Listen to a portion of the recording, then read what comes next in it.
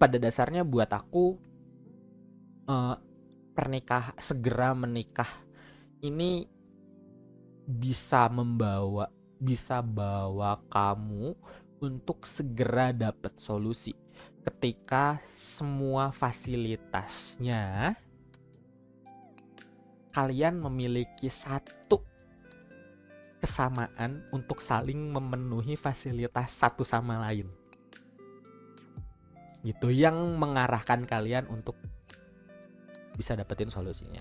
Tapi di sisi lain, menikah bisa segera membawa masalah ketika kalian tidak membawa fasilitas itu atau kalian tidak seirama untuk saling memenuhi fasilitas yang perlu diberikan kepada pasangan. Jadi menurut kamu,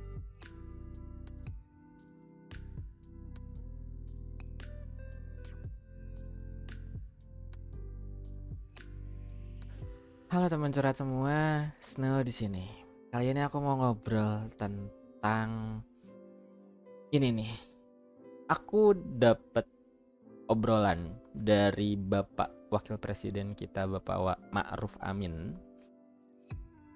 Beliau mengatakan bahwa segera menikah karena di tahun 2040-an atau 2050-an generasi muda Indonesia bakal mengalami kayak pengurangan gitu loh. Di titik itu ada kemungkinan bahwa usia produktif Indonesia atau bonus demografi Indonesia selesai dan si yang menjadi bonus demografi ini masuk ke masa-masa tua.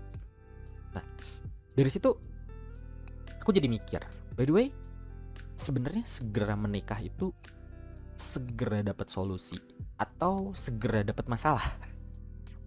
Gitu. Ini pertanyaan aku sebenarnya. Dan aku pengen ngajak kamu ngobrol juga ya. Aku punya pendapat yang mau aku komentari nanti. Dan aku minta kamu ikutan komen juga.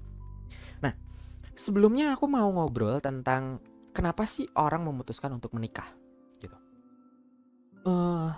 Di sini aku mau mulai ngebahas dari dua sudut pandang. Yang pertama adalah sudut pandang fisiologis dan yang kedua adalah sudut pandang psikologis.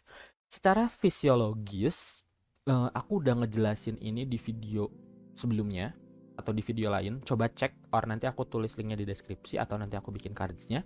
Di situ proses seseorang bisa jatuh cinta itu kayak gimana. Nah, aku bisa ngambil kesimpulan bahwa ketika orang memilih menikah, itu artinya semua fungsi hormonnya itu udah dalam titik maksimal, dimana kayak udah nggak ada opsi lain lagi selain menikah. Jadi masa lustnya udah kelaluin, attractionnya udah kelaluin, attachmentnya makin kuat, semakin bonding. Di titik itulah keputusan orang akan menikah.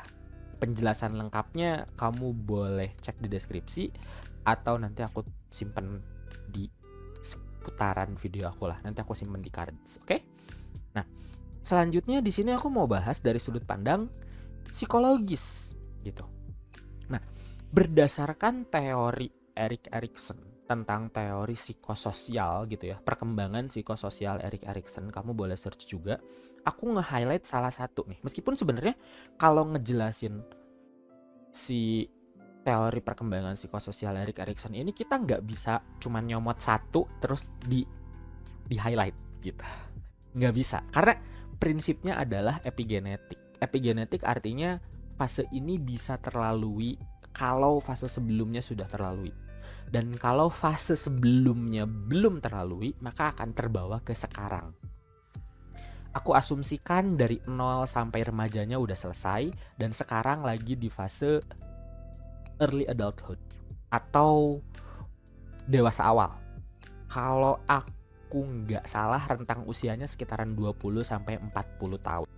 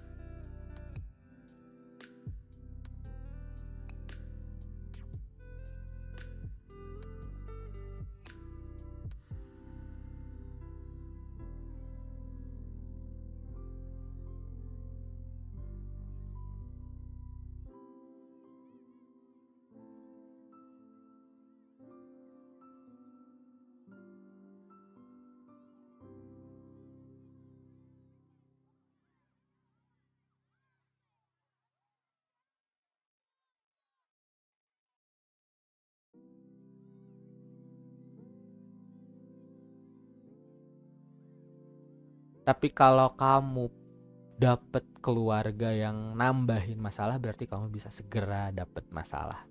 Depends. Gitu loh. Terus yang keempat adalah fasilitas enggak sendirian. Banyak banget di umuran 20 sampai 40 ini udah merasa lonely, udah merasa sepi, udah merasa sendirian karena udah sempet pacaran dari usia remaja sampai umur 20, apalagi yang kepala 3 menuju kepala 4 gitu ya. Itu udah makan banyak banget asam garam hubungan romansa yang pada akhirnya kesimpulan akhirnya adalah kita itu bakal sendiri pada waktunya gitu. Nah, fasilitas nggak sendirian ini disediakan lewat pernikahan karena kalian sudah diikat secara resmi, baik itu oleh agama maupun hukum negara. Jadi kalian bisa nih berdua terus gitu loh. Kalian punya temen. Itu pun kalau dua-duanya bisa saling memfasilitasi satu sama lain. Karena ada juga yang udah married tapi tetap ngerasa sendiri. Udah punya anak tetap masih ngerasa sendiri. Nambah anak tetap masih ngerasa sendiri. Cerai tetap masih ngerasa sendiri. Apalagi pas sendirian tetap ngerasa sendiri. Jadi dimanapun keadaannya dia ngerasa sendiri. Nah, kalau fasilitas ini kamu bisa maksimalkan dengan orang yang tepat, maka kamu nggak akan pernah ngerasa sendirian lagi. Oke, jadi pilihlah orang yang membawa fasilitas yang tepat, biar kamu nggak ngerasa sendirian lagi. Karena kalau kamu ngerasa sendirian lagi, it means kamu bakal segera dapat masalah. Tapi kalau kamu dapat pasangan yang punya fasilitas ini dan ngerasa pengen saling nemenin satu sama lain, then congratulations, kamu menemukan pasangan yang tepat buat bisa dapetin fasilitas enggak sendirian. Nah, fasilitas terakhir, fasilitas yang kelima, yaitu ada yang bertanggung jawab atas diri sendiri. Gitu. Apalagi peran cowok ya. Di Indonesia peran cowok itu jadi sentralnya keluarga, pusatnya keluarga gitu.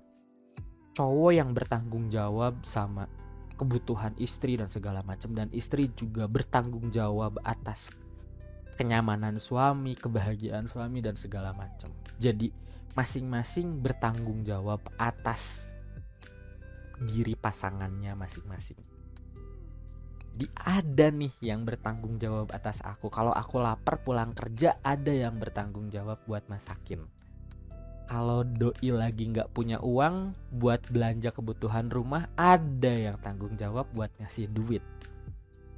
Jadi di sini ada peran di mana kalian punya tanggung jawab masing-masing yang digantungkan ke orang lain yang sudah diikat lewat negara, hukum negara dan hukum agama.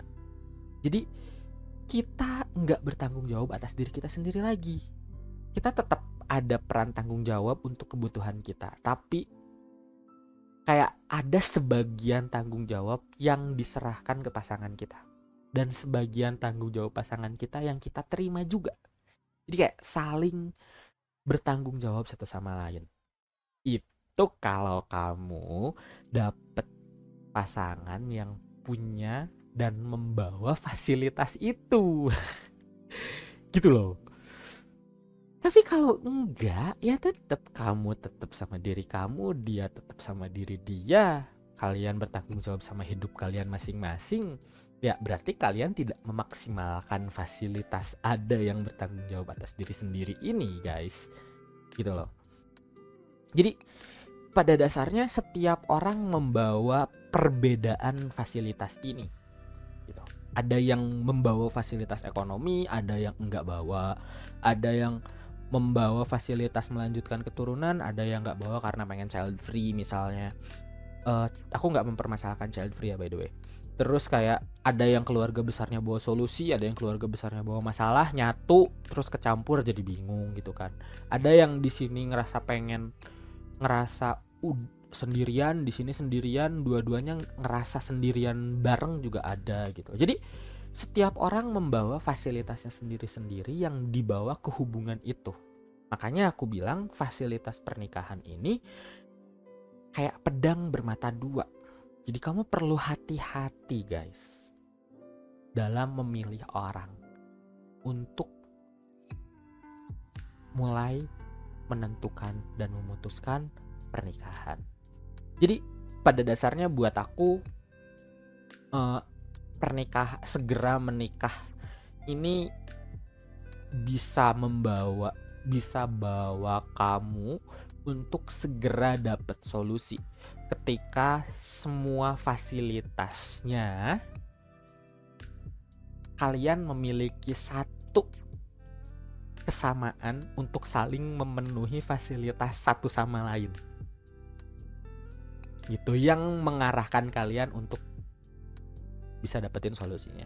Tapi di sisi lain menikah bisa segera membawa masalah ketika kalian tidak membawa fasilitas itu atau kalian tidak seirama untuk saling memenuhi fasilitas yang perlu diberikan kepada pasangan.